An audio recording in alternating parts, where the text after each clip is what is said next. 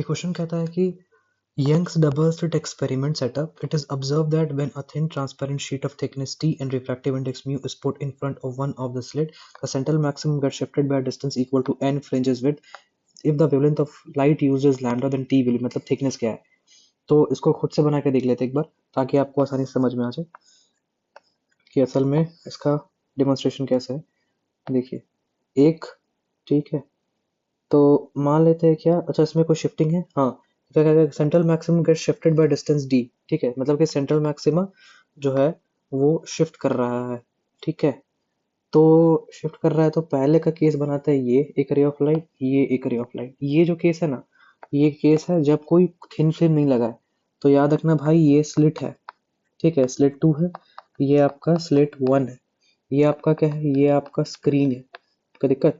अब क्या बोल रहा है ना, अब इनको क्या हुआ कि इन्होंने यहाँ पे एक लगा दिया थिन फिल्म. क्या लगा दिया? Thin film. थिन फिल्म जो लगा इसका रिफ्रैक्टिव इंडेक्स म्यू है, इसका थिकनेस क्या है, टी है. देख लो, refractive index mu, thickness t is placed in front of one of the slit. तो एक स्लिट ये था ना, तो यहीं पे प्लेस हो गया. इससे क्या होगा, देखो, इससे ये होगा कि अगर ये सेंट्रल मैक्सिमा था इस पोजीशन पे, तो ये जो उसका मतलब जिस पॉइंट पे ये दोनों मीट कर रहा था ना, अब इस पॉइंट पे मीट ना करके लोग ऊपर मीट करेगा, मतलब कि सेंट्रल मैक्सिमा शिफ्ट हो जाएगा. अब बता रहे क्यों ऐसा क्यों है, इसका भी रीजन दूंगा मैं.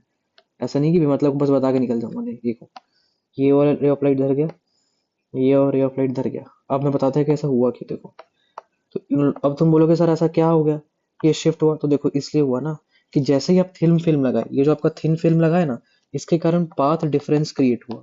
ऑप्टिकल पाथ डिफरेंस आता है, उसको बोलते हैं म्यू माइनस 1t. मतलब कि सेंट्रल मैक्सिमा में होने के बावजूद डेल्टा एक्स की value not equal to zero, उनके पास एक पाथ डिफरेंस आ गया. तो इस पाथ डिफरेंस को कंपनसेट करने के लिए रे टू एक एक्स्ट्रा पाथ कवर करेगा. समझ में आया? रे टू जो है वो एक्स्ट्रा पाथ कवर करेगा और इस पॉइंट पे जाके सेंट्रल मैक्सिमा आ जाएगा. समझ में आया? मतलब कि सेंट्रल मैक्सिमा नीचे से इतना ऊपर पाथ कवर कर लिया. तो अब बोल रहा है कि थिकनेस टी क्या होगा, ठीक है. तो if the wavelength of light used is lambda, central maxima get shifted to N fringe, और सेंट्रल मैक्सिमा जितना शिफ्ट हुआ है ना वो एन फ्रिंज विड्थ के बराबर है. मतलब कि ये क्या हो गया, वाई शिफ्ट जो है वो कितना हो गया, N times fringe width beta. Beta को क्या बोल रहे हैं हम, बीटा को बोलते हैं फ्रिंज विड्थ. बीटा हो गया आपका, लेंगे बीटा को क्या बोल रहे हैं सर, हम लेंगे सर बीटा हो गया आपका फ्रिंज विड्थ. मतलब कि वाई शिफ्ट जो है वो एन बीटा के बराबर है. तो अभी जो पॉइंट बताया ना, देखो इस पॉइंट पे जो डेल्टा एक्स की वैल्यू आएगी, ठीक है, वो क्या हो जाएगी, उसकी वैल्यू क्या होगी, हमारे पास म्यू माइनस 1t एक ऑप्टिकल पाथ डिफरेंस था. ये क्या है, ऑप्टिकल पाथ डिफरेंस. ये तो हमारे पास पहले से था थिन फिल्म के कारण.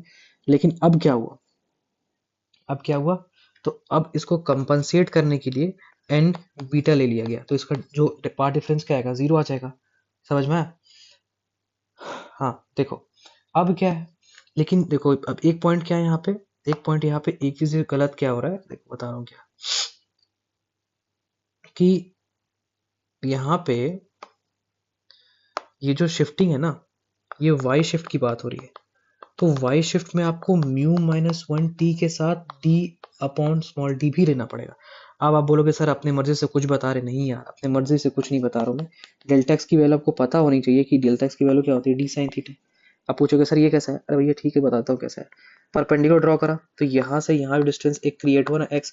अब बोलोगे सर परपेंडिकुलर क्यों ड्रॉ करा, अरे इसलिए ड्रॉ करा कि यहाँ से यहाँ, मतलब कि ये जो लेंथ है, ये लेंथ ये इक्वल है ना, ये एक एक्स्ट्रा पार्ट डिफरेंस आया, इसी को बोलते हैं डेल्टा एक्स. और ये डी साइन थीटा के बराबर हो गया. तो डेल्टा एक्स की वैल्यू क्या होगा, और D sine theta is equal to D tan theta.